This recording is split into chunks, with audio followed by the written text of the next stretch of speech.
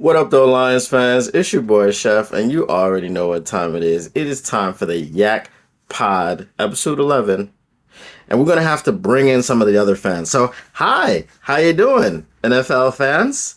How's it going?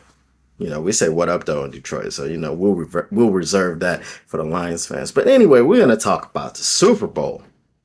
Strap in, and let's get it started. All right, so. Man, I had some instant reactions and things like that. Unfortunately, something happened and they couldn't be uploaded. So last night we watched the Super Bowl. We also had Kansas City Chiefs win another Super Bowl. We saw Patrick Mahomes get his third ring. And then we asked, is Patrick Mahomes the GOAT? He has 3 Super Bowl rings. He has 3 Super Bowl MVPs, and he's 28 years old. And he became the first quarterback to repeat as a Super Bowl champion, back-to-back, since the GOAT, Tom Brady. So is Patrick Mahomes the GOAT? No. Can he get there? Most likely, yes, he can. So I feel like Patrick Mahomes has entered that never bet against category, and I really don't think that there was anyone else in that category other than Tom Brady. I saw Joe Montana play, but obviously, as a young kid, you're not really concerned about the other teams in the NFL. You're mainly concerned with your team, so you really don't know what's going on. So I don't know if Joe Montana was in that category, but I would say that he was in that category when it came to the Super Bowl because obviously he was 4-0. 4 appearances, no losses, just wins. So we could say that. The game in itself, people have different opinions. Was it a good game? Was it a bad game? I've seen a lot of people say it was a really bad game. It was a snooze fest. They fell asleep. And then I saw a lot of people say that it was a good game. I think it was not what people expected. Obviously, when you saw the Chiefs and the 49ers and you look at their offenses, I wasn't surprised of what we saw out of the Chiefs because their offense hadn't really been it wasn't the same as like years prior. It wasn't the same as when they had Tyreek Hill. It just wasn't the same click. You know what I mean? It wasn't even the same as last year when they scored 38 points in the Super Bowl. It was 38-35 against the Eagles. So it just wasn't the same. So I wasn't particularly surprised at what they did, the way that their offense performed most of the game. I wasn't particularly surprised at the way the 49ers offense performed, because I saw us do that to them in the first half a couple of weeks ago. And then obviously the second half was a completely different story. So I wasn't really surprised at what I saw. I thought it was a good game. It was very closely contested. Obviously, it was an overtime game. It looked like it was going to go to double overtime for a minute there. But I thought it was a good game overall. The thing that I think as Lions fans, when we're looking at, even AB tweeted out, he said if it was the Lions, he feels like it would be 35-10 right now. The Lions beat the Chiefs, as we know, the first game of the season, and we were about 30 minutes shy of making my prediction correct, because when the Lions played the Chiefs in the beginning of the season, I said that this would be a preview of the Super Bowl, and I was almost right. But hey, Lions fans would have loved for me to have been right. I would have loved for me to have been right, but that's not what happened. So with the game itself ending the way that it ended, I feel like there are a few things that we could take as Lions fans, and we can take them as positives. We didn't make the Super Bowl. We were close. We didn't make it. Should we have been there? No, because that's not what happened. Could we have been there? Yes, because we could have just played 2 halves of football instead of forgetting that the second half existed. We also could go back and forth about Should Dan Campbell have taken the points? Listen, we have Michael Badgley and we have Josh Reynolds. Who do you trust more? I think everyone is going to say that they trust Josh Reynolds more than they trust Michael Badgley. So then, if you can say that at home on your couch, who do you think Dan Campbell trusted more? Dan Campbell will probably also give you the same answer, the same one that you chose. Josh Reynolds. I mean, he called him the serpent of death, and he's got all these nicknames for him. Throughout the season, he was, I think it was like through the first 10 weeks or something like that, maybe even longer. That every time he caught the ball, it was either for a first down or a touchdown. So we all had immense trust in Josh Reynolds, and which is why it was such a shock to us when he dropped not one but two passes that put us in the first one was that 4th and 2 that would have kept our drive going, and the second one was that 3rd and 10, which would have given us a first down, and it wouldn't have given us a need to go for it on 4th down. When we're talking about taking the points, I mean, it was a 54-yard field goal. We know in those conditions, Michael Badgley was like below 50% or something like that. So, I don't see, like, yes, we should have taken the points, maybe, but what if the kicker misses? We have a receiver that hasn't been dropping passes all season, and he came up with 2 critical drops. But, that's neither here nor there. Let's move on from that. Let's look at, from a Lions fan's perspective, how we could have fared against the Kansas City Chiefs in that game. When we look at that game, for the San Francisco 49ers defense to shut out the Kansas City Chiefs, almost shut them out in the first half. They had to take that field goal at the end of the first half to get up on the board to avoid being shut out. Could we have done that? Yes. To a lesser degree, we did something similar against the 49ers. We were able to hold the 49ers offense to 7 points in the first half. Could we have done that to the Chiefs? Well, I mean, when we played the Chiefs, people want to say, well, they didn't have Travis Kelce when we played them, and they didn't have Chris Jones when we played them. But they did have the same offensive people that they had aside from Travis Kelce, and Travis Kelce didn't do anything in the first half. So we don't know if our plan to cover Travis Kelce would have been the same.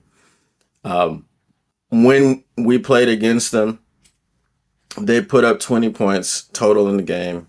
We put up 21 points. The teams are different at this point in the season, obviously, but the offensive struggles were still there. Patrick Mahomes wasn't well protected. We pretty much, especially in the first half, we pushed around San Francisco's defensive line. I think we rushed for like 150 yards plus in the first half. So we pushed them around. San Francisco they didn't really have to gear up to stop the run too much because Kansas City Chiefs are not a smash mouth football team. They're not going to come out and run the ball 30 times and look for Isaiah Pacheco to get 200 yards on the ground. They have a half a billion dollar quarterback. So they're going to put the ball in his hands, and they want to spread it around, and they want him with the ball. They're not going to take it out of his hands. So San Francisco knew that they didn't really have to stop the run to the same degree that they had to try to stop the Lions' run. Now, obviously, the Lions went away from the run in the second half, whatever the circumstances were. But with that being said, I don't feel like it would have been as tall as a task for our defense to step up to the plate. Again, we had been giving up big games to teams' number one receivers. Okay, that would be Travis Kelce. And to a lesser degree, Rashee Rice. So we really had only two people that we had to cover. And the 49ers knew that, and that was pretty much their plan of attack. I think we could have done something similar, especially since now we're assuming that the Chiefs play the same game, right? They're going to have a different game plan against the Lions, but let's just say that they come out with the same energy that they came out with on offense. They're turning the ball over. They just kept getting in their own way. I think the team in itself, even the defense to a certain extent, had something to do with that. But the defense was clearly holding their own against the 49ers until Patrick Mahomes was finally able to start engineering scoring drives. If we look at would the Lions have been able to run the football on the Kansas City Chiefs? Yes, we did it before. So that's not something that, I would have been worried about. Would the Lions have been able to stop the offense of the Kansas City Chiefs to a certain degree? Yes. Would we have been able to get into a shootout with the Kansas City Chiefs? I don't think it would have been a shootout because I think, again, we would have controlled the game. We would have controlled the clock with our run game. Now, we saw against the 49ers when we were trying to control the clock with our run game was just hitting so much, that we did put up 24 points against the 49ers in the first half. So I don't think that would have been a really large feat. The Chiefs were not able to hold them to 7 points. They were able to hold them to 10 points, even though they weren't doing much themselves.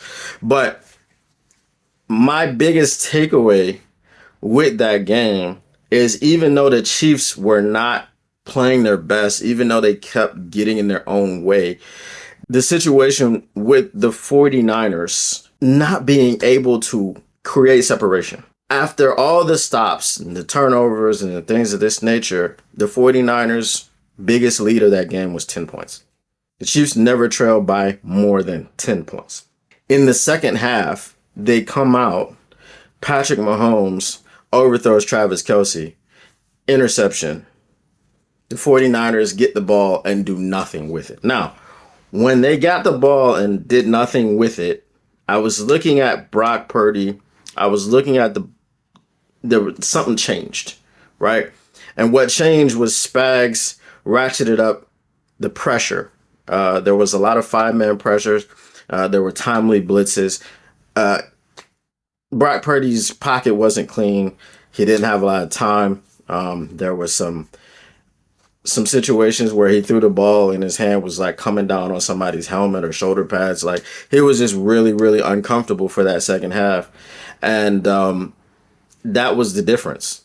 When they came out and they stopped him after you get that interception and then you do nothing with it. That was the time to blow the game open. They're up 10-3. They got an interception. They go down, they score a touchdown. They're up 17-3. And that looks really daunting for a Kansas City Chiefs team whose offense hadn't yet gotten started. But that's not what happened. So now you come back, it's 10-6. Then they have the muff punt, and Kansas City capitalizes right away. Mahomes to MVS, wide open in the end zone. Now it's 13-10.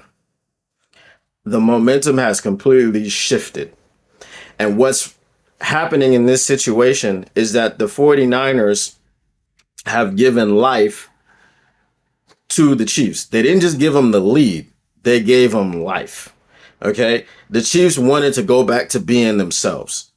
And the 49ers allowed them to do that, much like the Lions allowed the 49ers to do that a couple weeks before. So now it doesn't matter.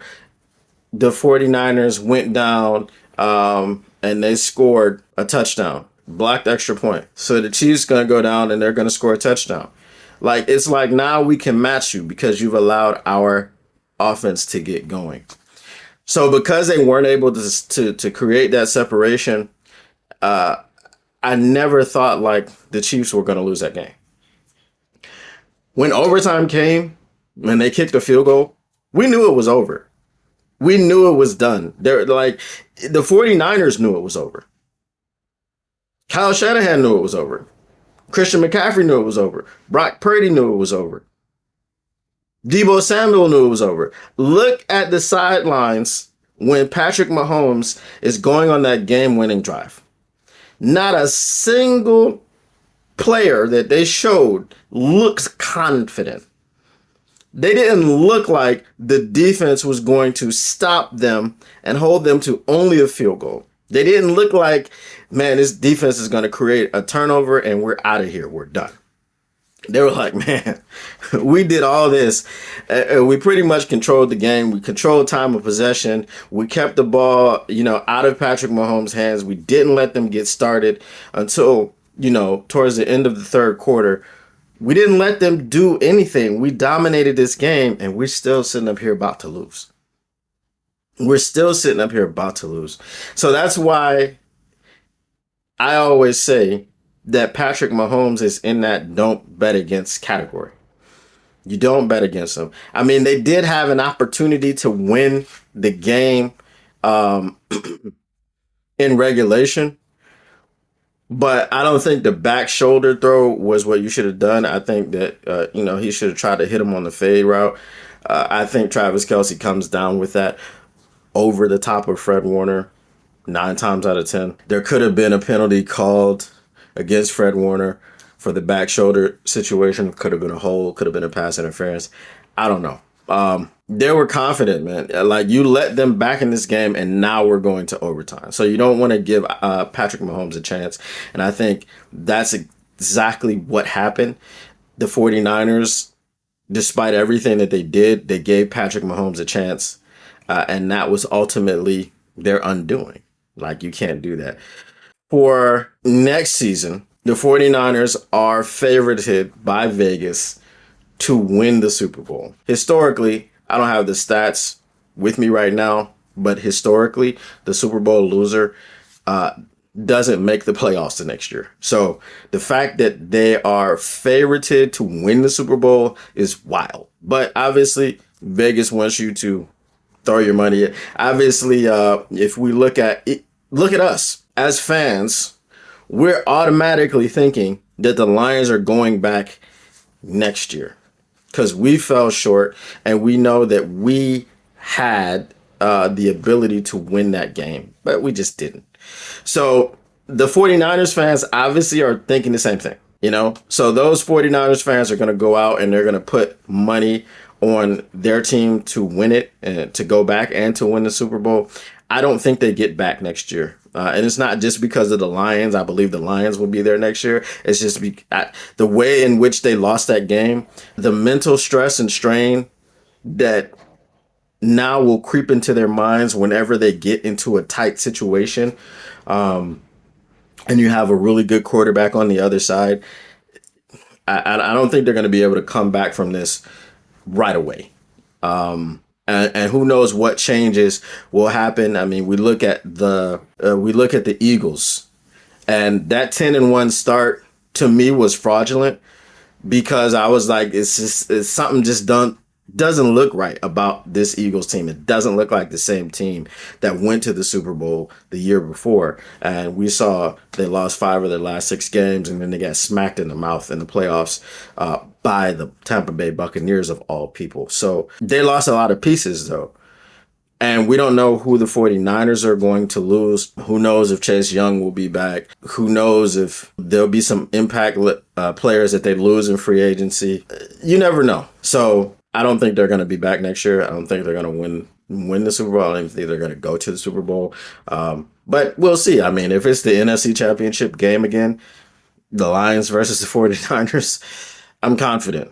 And another thing that I believe with the way that this game went down, I don't think the Lions, and I've said this before, I said this as soon as we got our schedule, I wasn't scared of anybody on the schedule, and I don't think the Lions should be afraid of anybody, especially in the NFC. I don't think there are any juggernauts in the NFC. There's no Baltimore Ravens in the NFC. And even the Baltimore Ravens fell short in the AFC Championship game and didn't get to the Super Bowl. So I like our chances because if you have no juggernauts, we went toe to toe, more than toe to toe with the San Francisco 49ers. I mean, we were kicking them in the teeth and smacking them in the mouth for the entire first half. If you have that dynamic within the NFC and you're one of the top teams in the NFC, I mean, we were top two in the NFC. That's just the reality of the situation. So we shore up our defense. We get help in that secondary. We keep our offense intact. Y'all have to look out for the Lions, man, because I don't really think that the rest of the NFC is ready to contend like we are. I mean, look at the Eagles. I mean, what's going to happen with them? They've got to get new coordinators. They got to do, they're going to lose some players. They might lose Fletcher Cox. Hassan Reddick has asked for a trade. So that defensive line might not be what it has been. You have to look at the Cowboys are the Cowboys. No one is afraid of the Cowboys. The Cowboys, they haven't done anything in 25 years. Just like the Lions hadn't done anything in 32 years, and no one was afraid of them. Well, we're still not afraid of the Cowboys. They lost Dan Quinn. How good is their defense going to be this year? When their defense was supposed to be phenomenal under Dan Quinn, how good is it this year? I do not know. So I'm not afraid of anybody in the NFC.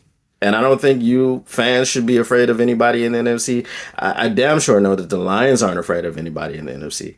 And there's still some snubs out there from the national media, and we're never gonna get. I'm not even gonna go into. I was gonna do a whole episode about it, but I'm not even gonna go into it, man. We're used to this. This is Detroit versus everybody. So let the national media keep snubbing. Let the national media keep taking shots and going out of their way to shade the Lions and to hate on the Lions. I mean, it's a crazy phenomenon to me. But anyway. So we know that the Lions are damn sure not afraid of anybody in the NFC. When you finish number 2 in the conference, right?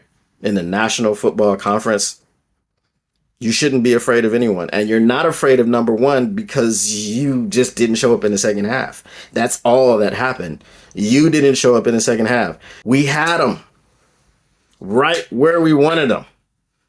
And we let them off the hook. Now, if you want to crown them, go ahead and crown their ass. But they are who we thought they were. We let them off the hook. You already know. For you fans that are too young to know who that is, I can't talk to y'all, but everybody knows what I'm talking about. So, man, look, I think the future is bright for the Lions. Now, we've got Brad Holmes. We've got Dan Campbell. We've got all these players that we have. Brad Holmes, look for him to really address that defense, that secondary, the kicking game. Let's address the kicking game. We had Jake Moody, who I'm not high on Jake Moody. I wasn't high on Jake Moody in Michigan. I feel like he's one of those hold your breath type of kickers when it's a big kick, right? When it's a big kick, I felt like I just felt uneasy about him. And then even the blocked PAT was on him because he kicked it too low. So Jay Feely said that. We know Jay Feely. But when we trot the money badger out there, we all hold our breath. We all, we hold our breath and hope he makes it. So we had Jason Hansen for years. Then we had Matt Prater. Matt Prater would miss you one, and you're like, dang, you missed that one? Like, you didn't expect it. It was a surprise when you missed one. But since Matt Prater left town, it's been an uphill climb with these kickers. So hopefully we draft one. You know what I mean? Somebody draft one in the 6th round. I don't care. But get a kicker. So shore up that secondary, get a kicker, add a piece to the defensive line. And I think if all that meshes well and together, I mean, we should be right back in the NFC Championship game. And we should be in the Super Bowl. That's all I got, man. So hopefully you guys enjoyed this episode. Hopefully you guys agree. If you agree and you want to tell me that you agree, let me know in the comments. If you don't agree and you want to tell me that you don't agree, let me know in the comments. And that's all my time for today. So as always, smash that like button, subscribe, and as they say in the industry, be a friend, tell a friend, share this stream, share the pod, let everybody know what we're doing here and what we're cooking up in this kitchen. And I will see you next time. Peace.